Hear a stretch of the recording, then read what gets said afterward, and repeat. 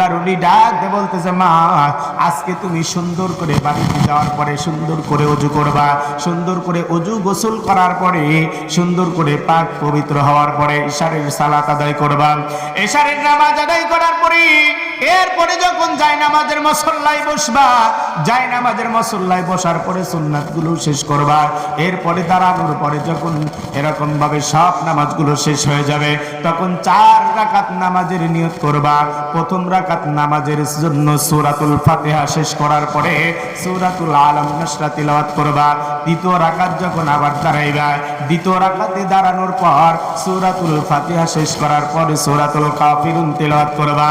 দ্বিতীয় রাকাত শেষ হওয়ার পরে তৃতীয় রাকাতের জন্য দাঁড়াইবা। তৃতীয় রাকাতের জন্য যখন দাঁড়াইবা, সূরাতুল ফাতিহা তিলাওয়াত করার পরে সূরা ইখলাস একবার তিলাওয়াত করবা। এরপরে চতুর্থ রাকাতে সূরাতুল ইখলাস আবার তিলাওয়াত করবা। ফাতিহা তিলাওয়াত করার পরে ইখলাস তিলাওয়াত করবা। এভাবে নামাজটা যখন শেষ হয়ে যাবে, শেষ হয়ে যাওয়ার পর তুমি তোমার মুসল্লায় এরকম ভাবে বসিয়া তুমি তাসবিহটা হাতে নিয়ে দরুদের আমল করতে করতে ঘুমাইবা। এ বন্ধু বাবাজি, এই যুবক বন্ধুরে, কথাগুলো গুরুত্বপূর্ণ কিন্তু আমলের নিয়তে শুনবো। এমন একটা দরুদ শরীফ আছে, যেই দরুদের আমল যদি কোনো মুসলমান পবিত্রতা অবস্থায় পবিত্র বিছানায় যদি শুয়ে শুয়ে আমল করে একটানা 7 দিন, জোরে বলেন কয় দিন? 7 দিন যদি কোনো মুসলমান দরুদের আমলটা করে, আল্লাহর পয়গাম্বার সঙ্গে সঙ্গে তার সঙ্গে দিদার নসিব করে। জোরে কান সুবহানাল্লাহ। এ যুবক বাবাজি, বন্ধুরে আমার, এই দরুদটা আমি আমার কথার ওয়াজের শেষে বলবো। তবে আল্লাহর ওলি ডাক দিয়ে বলতেছে, ও মা, এই আমলটা করার পর তুমি তোমার পাক পবিত্র বিছানায় শুয়ে পড়বা। গভীর রজনী যখন হয়ে যাবে, তখন তুমি দেখতে পারবা তোমার মেয়ের কবরের অবস্থাটা কি। এইবার যখন আল্লাহর ওলি এই আমলটা দেওয়ার পরে, মা এই মহিলাটা বাড়িতে যাওয়ার পরে সুন্দর করে গোসল করলো, ওযু করলো। ওযু গোসল শেষ করার পরে আমলগুলো, যেই আমলগুলো দিয়েছিলেন আমলগুলো শেষ করলো। এমন মুহূর্তের ভিতরে গভীর রজনী যখন হয়ে গেল, আল্লাহর পয়গাম্বার সঙ্গে সঙ্গে মহিলার সঙ্গে দিদার নসিব করেছে। জোরে কোন সুবহানাল্লাহ। আল্লাহর পয়গাম্বার ডাক দিয়ে বলতেছে, মহিলা, ওই যে দেখো তোমার মেয়েটা গভীর রজনীতে, তোমাকে ওই দৃশ্যটা দেখাইতেছি, ওই দৃশ্যটা দেখাইতেছি, একটু দেখো তো দেখি তোমার মেয়েটাকে চিনতে পারো নাকি। ওই আল্লাহর ওলির দেওয়া সবকটা নেওয়ার পরে যেই মহিলাটা বাড়ির ভিতরে আসে আমল করলো, আল্লাহর পয়গাম্বারের কথা শোনার পরে মহিলা হাউমাউ করে চিৎকার দিল। দেখছে, তাকানোর পরে দেখতেছে তার মেয়েটা উত্তপ্ত আগুন লেলিহান শিখার ভিতরে জ্বলতেছে।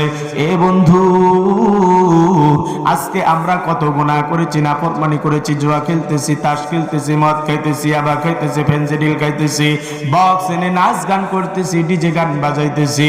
এ যুবক ভাই, এমন একটা শক্তি যেদিন আমাদের থেকে বিদায় নিবে, যেদিন এই শক্তিটা আর আগের মতো কাজ করবে না, যেদিন এই রকম ভাবে যে এখন যেই শরীরে বল আছে, এই বলটা যেদিন একদিন থাকবে না, এমন দিন আসবে যেদিন কথা বলার শক্তি আবার থাকবে না, নড়াচড়া করার মতো শক্তি আমার থেকে বিদায় নিয়ে যাবে। সব যখন শেষ হয়ে যাবে, ওই দিন আমার আপনার কিছুই করার থাকবে না। কথা বলেন ঠিক কিনা? এ বন্ধু, এইবার যখন আল্লাহর ওলির দেওয়া সবক মহিলাটা করার পরে যখন গভীর রজনীতে দেখে তার মেয়েটা এরকম ভাবে উত্তপ্ত আগুনের ভিতরে দাউ দাউ করে জ্বলতেছে, এ বন্ধু, কোনো দিকে কোনো নজর নেই। আল্লাহর বান্দি এরকম ভাবে চোখের পানি ছেড়ে ছেড়ে ডাক দিয়ে বলতেছে, আল্লাহ, যেই মেয়েটাকে সারা দুনিয়াতে একটা মুহূর্তে আমি কাটাইতে পারি নাই, যেই মেয়েটাকে সারা একটা মিনিট আমি বাহিরে কাটাই নাই, ওই মেয়েটাকে আজকে তুমি উত্তপ্ত লেলিহান শিখারের ভিতরে আগুনের ভিতরে দাউ দাউ করে জ্বালাইতেছো। ওগো আল্লাহ, তুমি কি আমার মেয়েটাকে রিহাই দান করবা না? তুমি কি আমার মেয়েটাকে কবরের আযাব থেকে রক্ষা দিবে না? তুমি কি আমার মেয়েটাকে কবরের আযাব থেকে মাফ করবা না? ওগো আল্লাহ, আমি মা হয়ে সন্তানের কষ্ট সহ্য করতে পারতেছি না। ওগো আল্লাহ, তোমার কাছে অনুরোধ জানাই, তোমার কাছে আমি দরখাস্ত জানাই, আমি মা হয়ে সন্তানের কষ্ট সহ্য করতে পারছি না। ওগো মালিক, গভীর রজনীতে আমি তোমার কাছে দরখাস্ত জানাই, আমার মেয়েটাকে তুমি কবরের আযাব থেকে মাফ করে দাও। একথা বলে বলে কান্না করতেছি আর ভোর হওয়ার জন্য অপেক্ষায় করতেছি। এমন মুহূর্তের ভিতরে মুয়াজ্জিন ডাক দিয়ে ফেলল, আল্লাহু আকবার, আল্লাহু আকবার। একথা আজানের ধ্বনি যখন তার কানের ভিতরে আসলো, আসার পরে মহিলাটা এরকম ভাবে তার জামাগুলো গুছিয়ে ফেললো। এমন মুহূর্তের ভিতরে হাঁটি হাঁটি পা পা করে এরকম ভাবে ঘর থেকে বের হয়। এক পা বের হয় তো দুই পা পিছনে ফেলে, আবার বলতেছে মনে মনে চিন্তা করে, না ফজরের সালাতটা ঘর থেকে আদায় করে যায়। ফজরের নামাজটা এভাবে এরকম ভাবে যখন অতিবাহিত সময় হয়ে গেল, ঘর থেকে নামাজ আদায় করে ডাক দিয়ে বলতেছি, এই মুহূর্তের ভিতরে আমি আল্লাহর ওলি হাসান বসরির কাছে যাব। যেই আমলটা আমাকে দিয়েছিল, এই আমলটা তো একটা রাত অতিবাহিত হয় নাই, প্রথম রাতেই আমল করেছি, প্রথম রাতেই ফলাফল পেয়েছি। জোরে কান আল্লাহু আকবার। এ বন্ধু, এই রজনীতে আর অপেক্ষা করা যাবে না। এরকম ভাবে যখন মহিলাটা আল্লাহর বান্দি ঘর থেকে নামাজ আদায় করার পর একটু হলফ হয়ে গেল, পরিষ্কার হওয়ার পরে হাঁটি হাঁটি পা পা করে আল্লাহর ওলি হাসান বসরি রাহমাতুল্লাহি আলাইহির কাছে চলে গেল। ডাক দিয়ে বলতেছে, আল্লাহর ওলি, কি আমল আমল আমাকে দান করলি? যেই আমলটা আমি একটা রাত পর্যন্ত করলাম, দ্বিতীয় রাতে আর আমল করা লাগে নাই, প্রথম রাতে আমি ফলাফল পেয়ে গেছি। ও আল্লাহর ওলি, কি এমন আমল আছে যেই আমল করলে আল্লাহ আমার মেয়ের কবরের আযাব মাফ করে জান্নাতের মেহমান খানা দান করবে? জোরে কোন সুবহানাল্লাহ। ওই কবরে অন্ধকারে কেমনে থাকবো মা, আমায় তুমি একলা ঘরে সাইরা যাইও না মা, আমায় তুমি একলা ঘরে সাইরা যাইও না। কষ্ট হইতেছে, কষ্ট হইতেছে। এইবার আল্লাহর ওলি কি ডাক দিয়ে বলতেছে, আল্লাহর ওলি, কি এমন আমল আছে বলেন তো দেখি, যেই আমল করলে আমার মেয়ে কবরের আযাব থেকে রক্ষা পাবে? ও আল্লাহর ওলি, এমন কি আমল আছে যেই আমল করলে আমার মেয়েকে আল্লাহর কাছ থেকে আমি কবরের আযাব থেকে মাফ করাইতে পারবো? আল্লাহর ওলি ডাক দিয়ে বলতেছে, মা গো মা,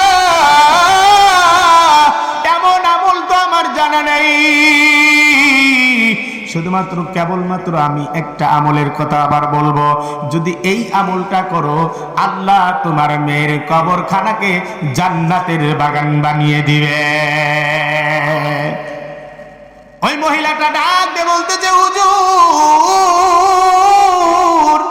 তাড়াতাড়ি করে জলদি করে বলে, কি এমন আমল আছে যেই আমল আবার যদি করি আমার মেয়ের কবরের আযাবটা মাফ করে কবরটাকে আল্লাহ জান্নাতের বাগান বানিয়ে দিবে? ও আল্লাহর ওলি, কি এমন আমল আছে তাড়াতাড়ি করে বলেন।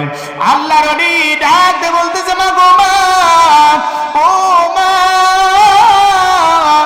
এই পৃথিবীর জমিনে কোন মানুষের জন্য, কবর কোন মানুষের জন্য এরকম ভাবে জান্নাতের বাগান সহজেই হতে চায় না। যেই বান্দার জন্য আল্লাহ কবরটা জান্নাতের বাগান করে, কথা বলেন ঠিক কিনা? কবর প্রত্যেকটা মানুষকে চাপ দেয়, এমন জোরে চাপ দেয়, এক পাজরের হাড় অন্য পাজরে ভেঙে চুরমার হয়ে যায়, মুড়ি খাওয়ার মতো কর্মর আওয়াজ শোনা যায়। শুধু কবর মানুষকে রেহাই দেয় না, কারণ প্রথম কবরটা হলো ইমিগ্রেশন কাউন্টার। এই কবরে যদি কোনো মানুষ ধরা খায়, এই কবর থেকে যদি কোনো মানুষ রেহাই না পায়, হাসর মিজান কুলচেরা সব জায়গায় বান্দা ধরা খাবে। আর যদি এই কবর থেকে কোনো বান্দা রেহাই পেয়ে যায়, এই কবর থেকে যদি কোনো মানুষ মাপ পেয়ে যায়, হাসর মিজান কুলচেরা সব জায়গায় নাজাত পায়। জোরে কোন সুবহানাল্লাহ। হযরত আলী কবর দেখে এত কান্না করতেন, কান্না করতে করতে চোখ থেকে পানি গড়িয়ে এরকম ভাবে দাড়ি মুবারক পর্যন্ত ভিজে যেত।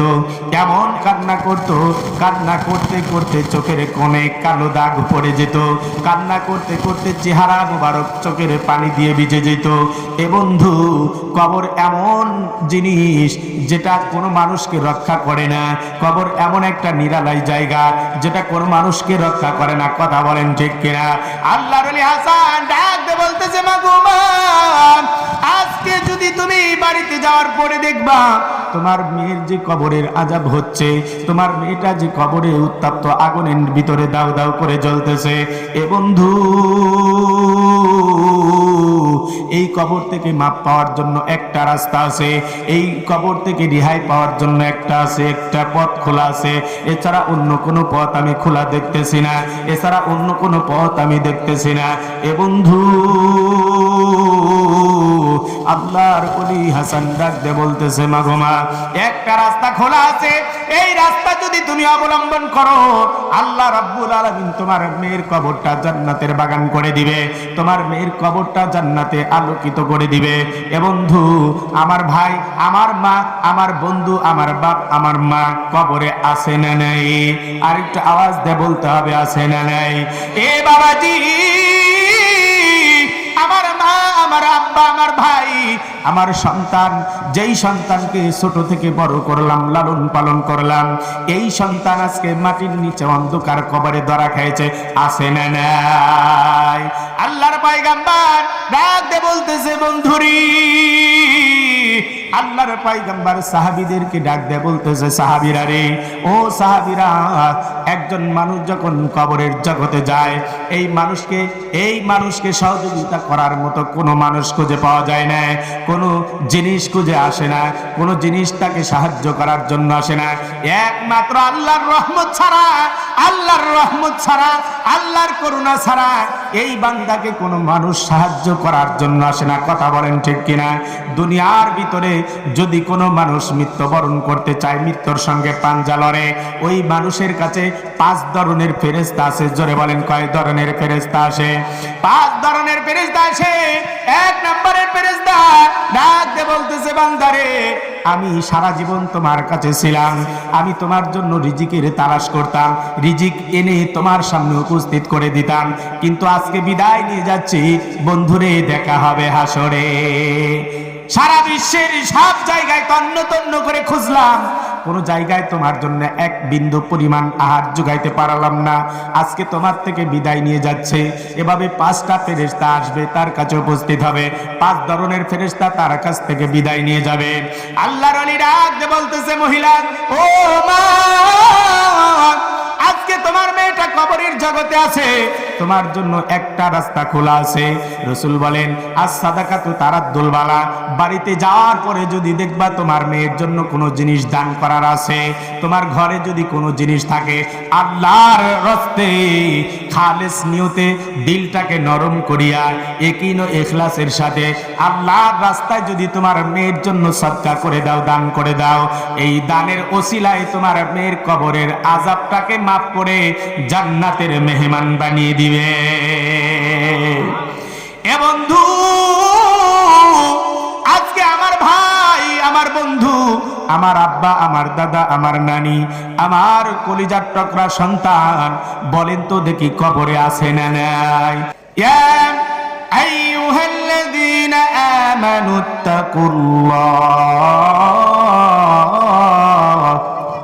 ওয়া কুনু মা'আস সাদিকিন। তামাম পৃথিবীর সমস্ত মানুষদেরকে আল্লাহ পাক রব্বুল আলামিন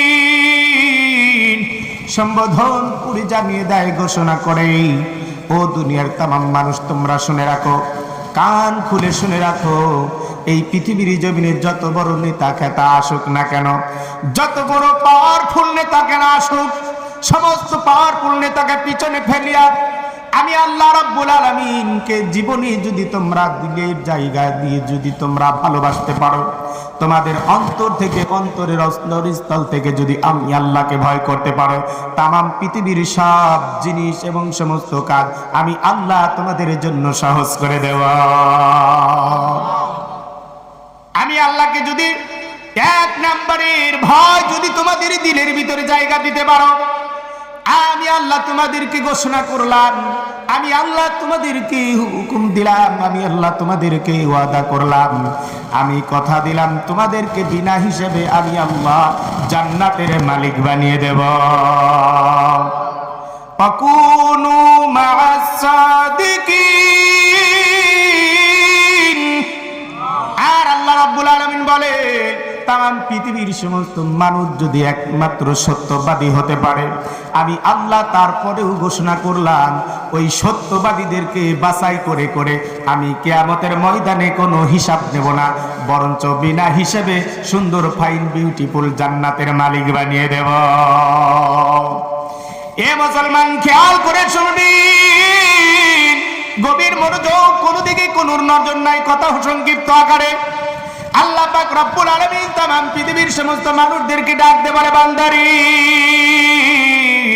এই পৃথিবীর জমিনে যদি তুমি কোরআনের আইন বাস্তবায়ন করতে পারো, কোরআন দিয়ে যদি তোমরা ব্যক্তি জীবন, পারিবারিক জীবন, রাষ্ট্রীয় জীবন, সামাজিক জীবন, সব জীবনগুলো যদি কোরআন দিয়ে পরিচালনা করতে পারো, আমি আল্লাহ তোমাদের জীবনটা সুন্দরে আল্লাহর পয়গাম্বারের সুন্নাতের জীবন দিয়ে তোমাদের আদর্শের মালা পরিয়ে দেব। জোরে কান সুবহানাল্লাহ।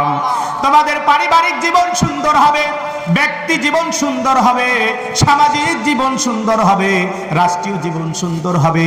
কেউ কোনোদিন চুরির কথা বলতে পারবে না, কেউ কোনোদিন রাহাজানির কথা বলতে পারবে না, কেউ কোনোদিন ডাকাতির কথা বলতে পারবে না, কেউ কোনোদিন অন্যের মাল আত্মসাৎ করতে পারবে না, কেউ কোনোদিন অন্যকে নির্যাতন নিপীড়িত করতে পারবে না, কোন মানুষকে কষ্ট দিতে পারবে না, কোন মানুষ মিথ্যা কথা বলতে পারবে না, কোন মানুষ চগলখড়ি করতে পারবে না, কোন মানুষ এরকম ভাবে মানুষের একজন আরেকজনের গীবত করতে সাহস পাবে না।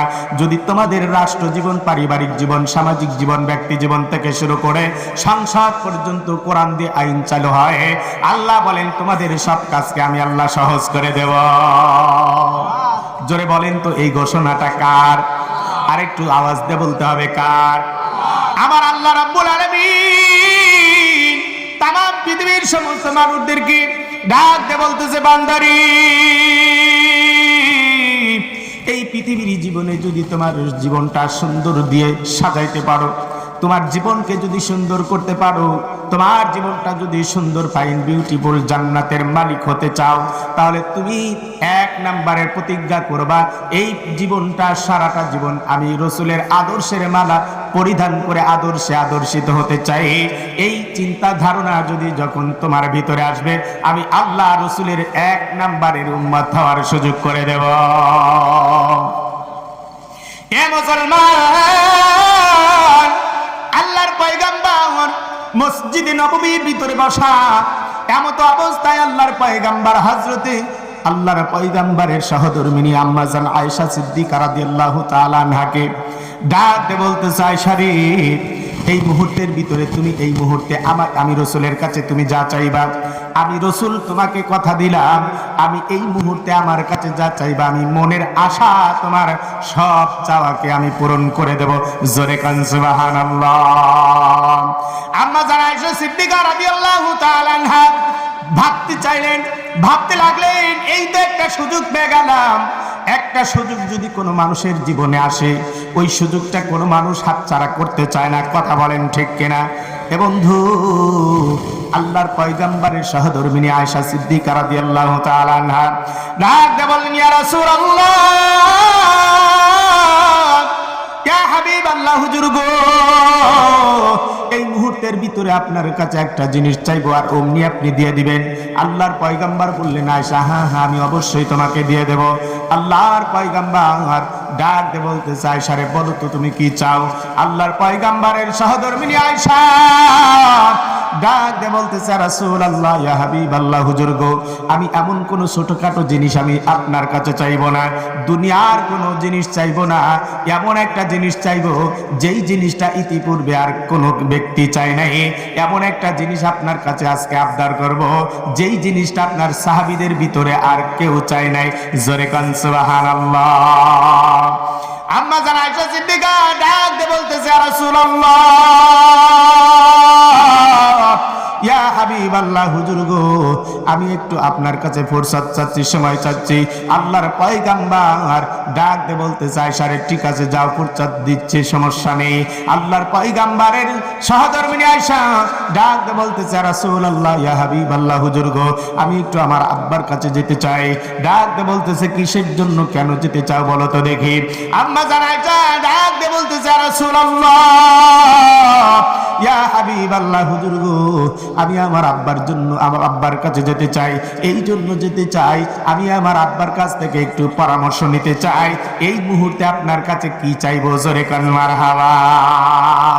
কি চাইবো? এই চাওয়াটা ছোট হতে পারবে না, অনেক বড় হতে হবে। যেহেতু আপনি দিতেই চাইছেন, অনেক বড় জিনিসই চাইবো। কথা বলেন ঠিক কিনা? আব্বা জানের কাছে দৌড় মেরে হাঁটি হাঁটি পা পকড়ে গেলেন।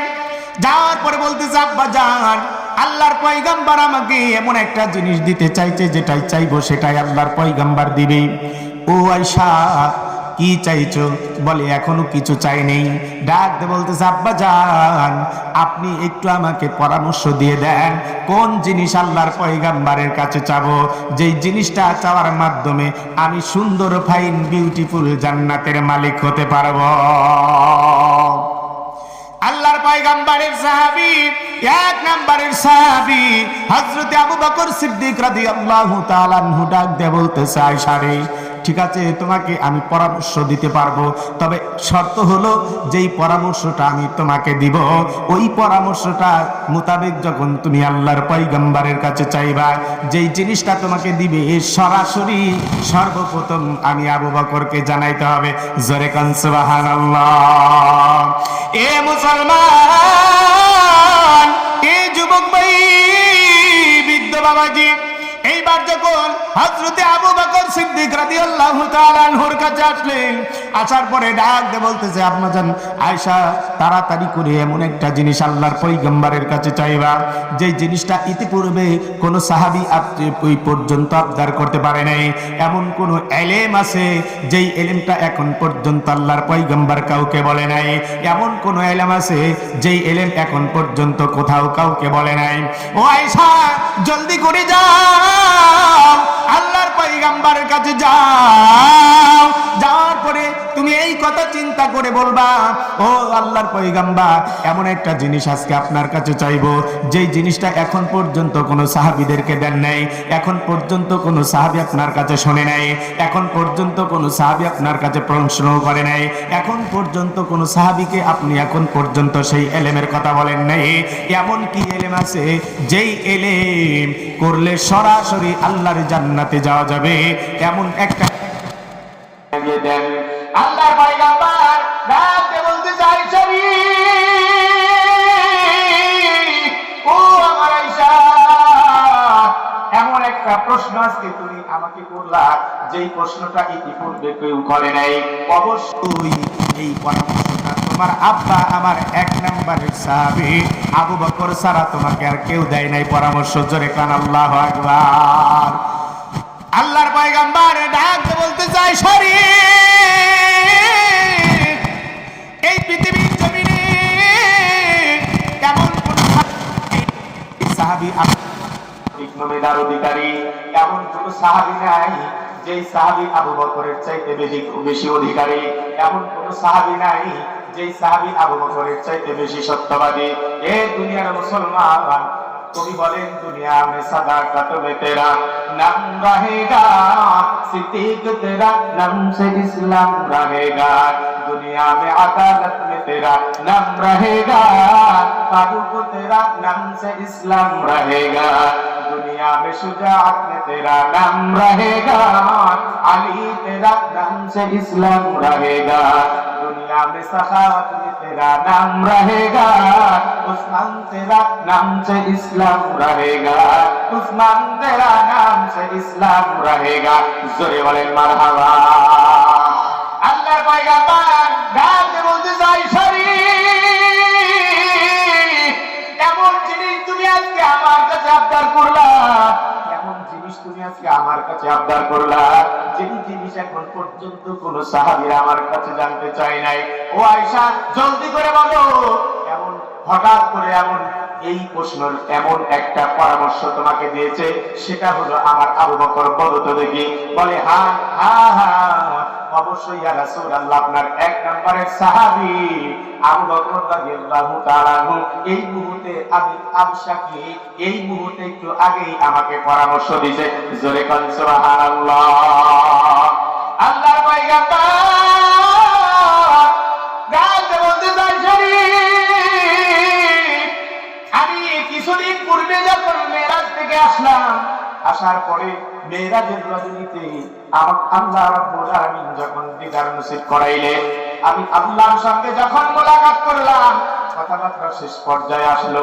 আসার পরে আমি রাসূলকে নামাজ দিল, রোজা দিল, হজ দিল, যাকাত দিল, বহু আমলগুলো আমার উম্মতের জন্য আমাকে দান করা হলো।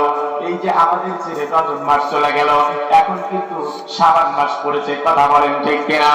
এ বন্ধু, আল্লাহর পয়গম্বর গায়ে বলতে চাই, সারি এমন একটা ইলম আছে, যেই ইলমটা যদি কোনো মানুষ করে, যেই আমল আছে, যেই আমলটা যদি কোনো মানুষ করতে পারে, আল্লাহ তার জীবনের গুনার দিকে তাকাবে না, পিছনের দিকে তাকাবে না, বরঞ্চ বিনা হিসেবে আল্লাহ জান্নাতের মালিক বানিয়ে দিবে।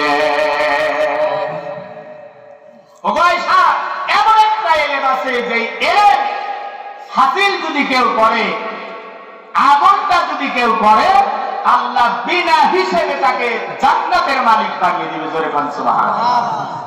জান্নাতে যাওয়া সহজ, কিন্তু জান্নাতের আমল করা দুনিয়াতে কষ্ট, কথা বলেন ঠিক? এই যে শীতের রজনীতে সুন্দর করে ওযু করতে হয়, গোসল করতে হয়, এই কষ্টটা যদি সহ্য করতে পারি, তাহলে এই কষ্টের বিনিময়ে আল্লাহ জান্নাত দিবেন। নাকি জান্নাত মামুবাড়ির আবদার? কি বলে? জান্নাত পেতে হলে জান্নাতের কাজ আমাকে আপনাকে করতে হবে, ঠিক কিনা? জোরে বলে। যাহারাই জান্নাতে যাব, তাহারাই জান্নাতের কাজ করতে হবে। যদি একটা উদাহরণ দিলে বুঝবেন, একজন মানুষ খেতে কামড়া নিছে আপনাদের পেঁয়াজ লাগানোর জন্য।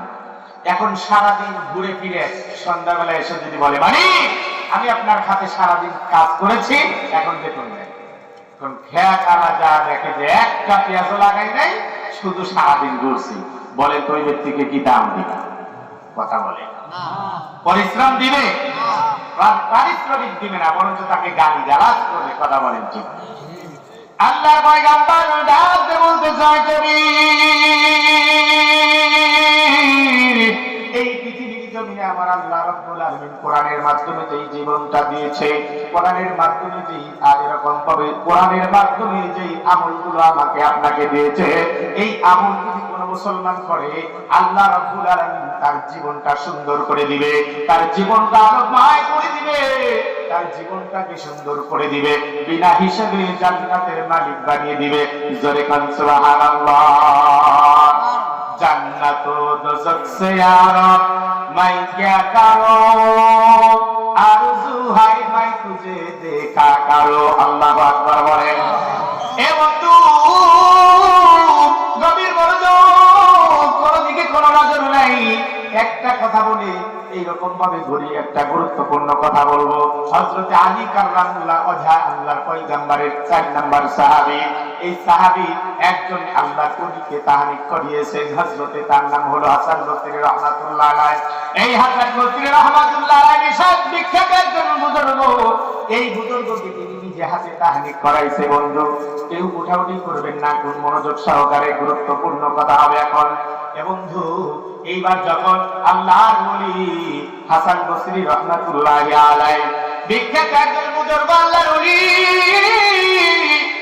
তিনি একদিন মসজিদের ভিতরে বসে কিছু আমল করতেছে, এমন মুহূর্তের ভিতরে একজন মহিলা ছুটে গেলেন তার কাছে, যা বলতে যে হুজুর, আমি বিশাল বড় একটা পাপিষ্ঠ একজন মহিলা, ও আল্লাহর ওলি হাসান, বিখ্যাত একজন, আপনি আল্লাহর ওলি, আপনি বুজুর্গ মানুষ, আপনি একটু বলে দেন, আমার মেয়েটা আজকে 15টা দিন অতিবাহিত হয়ে গেছে, দুনিয়ার জমিন থেকে ইন্তেকাল করেছে। এ মুসলমান, এ রাম জীবনপুর মুসলমান, খেয়াল করে শুনবেন। আল্লাহর ওলি হযরতে হাসান বসরি মহিলার দিকে তাকাইলেন, ডাক বলতেছে কতদিন পূর্বে তোমার মেয়েটা দুনিয়ার জমিন থেকে বিদায় নিয়েছে? বলতেছে আমার মেয়েটা 15টা দিন অতিবাহিত হয়ে গেছে। এই মেয়েটা এইরকম ভাবে দুনিয়ার জমিন থেকে যখনই মারা গেল, আমি প্রত্যেকটা দিন আমার মেয়ের কবরের অবস্থা আমি জানতে চাই। প্রত্যেকটা দিন সকাল থেকে সন্ধ্যা পর্যন্ত আমার মেয়ের কবরের উপরে আমি শুয়ে থাকি। কবরস্থানে যাওয়ার পরে আমার মেয়ের কবরের উপরে আমি শুয়ে থাকি। একটা মুহূর্ত আমার মেয়ের আদর ভালোবাসা ছাড়া আমি থাকতে পারি না।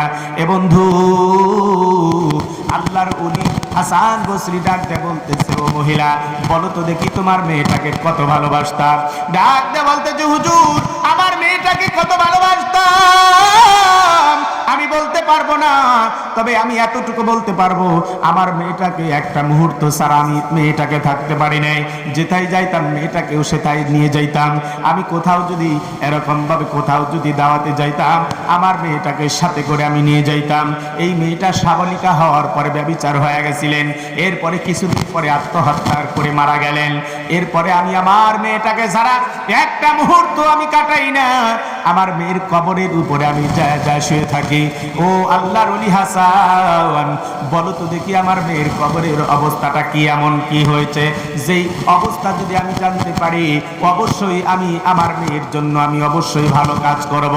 আল্লাহর ওলি হাসান ডাক দিয়ে বলতেছে, মা গো মা, ও মা, আমি এই মুহূর্তে তোমার মেয়ের কবরের খবর জানতে পারবো না।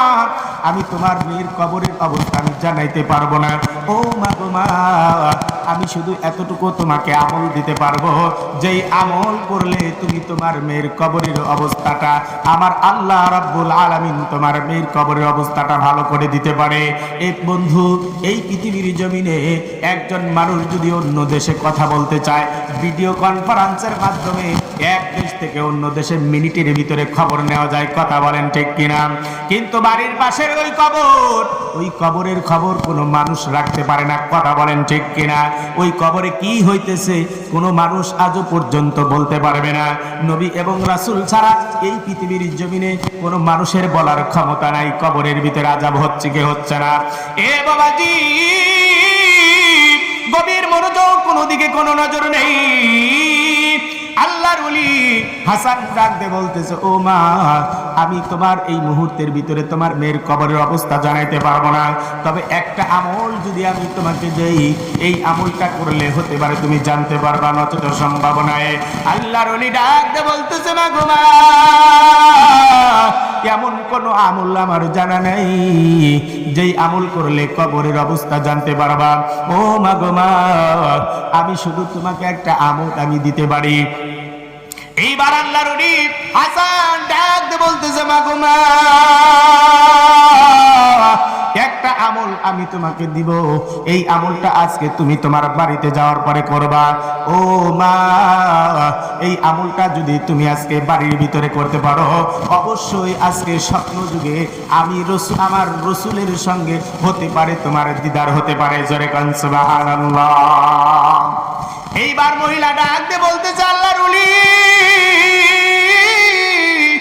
বলেন কি আমল আছে যেই আমল করলে আমি আমার মেয়ের কবরের অবস্থা জানতে পারবো? আল্লাহর ওলি ডাক দিয়ে বলতেছে, মা, এমন একটা ছোট্ট একটা আমল আমি আপনাকে দিব, যেই আমলটা করলে আল্লাহর পয়গম্বর তোমাকে দিক নিদর্শন দান করবে। আল্লাহর পয়গম্বরকে এক নজর যদি তুমি দেখতে পারো, একটা নজর যদি তুমি দেখতে পারো, আল্লাহর ওসিলায়, আল্লাহ পাকের নবীর ওসিলায়, পয়গম্বরের ওসিলায়, তোমার সারা জিন্দেগির ভিতরে জাহান্নামের আগুন তোমার জন্য হারাম হবে। জোরে কান সুবহানাল্লাহ। উম্মতি মুহাম্মাদির জানো কত দাম, আখের নবীর উম্মত আমরা সবচেয়ে ভাগ্যবান। বলেন আমার সাথে, আখের নবীর উম্মত আমরা সবচেয়ে ভাগ্যবান।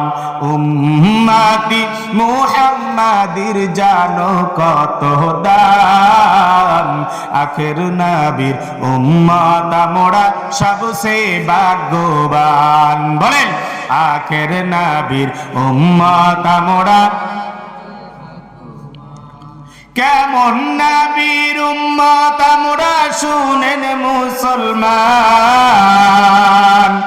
যিনি না হলে হতো না এ জমিন আসমান। ঠিক কিনা জোরে বলে? কেমন নবীর উম্মত আমরা শুনেন মুসলমান, যিনি না হলে হতো না এ জমিন আসমান। যাকে একবার স্বপ্ন দেখলে, যাকে একবার স্বপ্ন দেখলে দোজখ হয় হারাম। আখের নবীর উম্মত আমরা সবচেয়ে ভাগ্যবান। আখের নবীর উম্মত আমরা সবচেয়ে ভাগ্যবান। ঈসা নবী মুসা নবী খুদাকে বলে নবী করে কেন খোদা পাঠাইলা বাবে। যদি আখের নবীর উম্মত করে,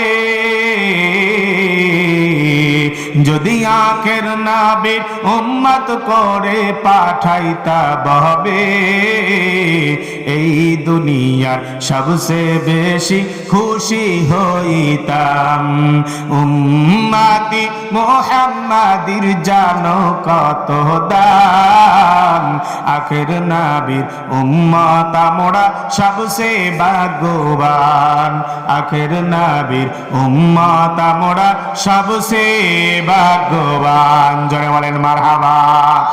আর একটু জোরে বলেন মারহাবা। এইবার আল্লাহর ওলি ডাক দিয়ে বলতেছে মাগুমা, এই আমলটা যদি তুমি বাড়িতে গিয়া করতে পারো, হতে পারে আল্লাহর পয়গম্বরের সঙ্গে তোমাকে দিদার নসিব হতে পারে। আর এক মর্তবা যদি কোনো বান্দা বান্দির সঙ্গে আল্লাহর পয়গম্বরের দিদার নসিব হয়, আল্লাহ মুহূর্তের ভিতরে জিন্দেগির গুনাহ মাফ করে সুন্দর ফাইন বিউটিফুল জান্নাতের মালিক বানিয়ে দেয়।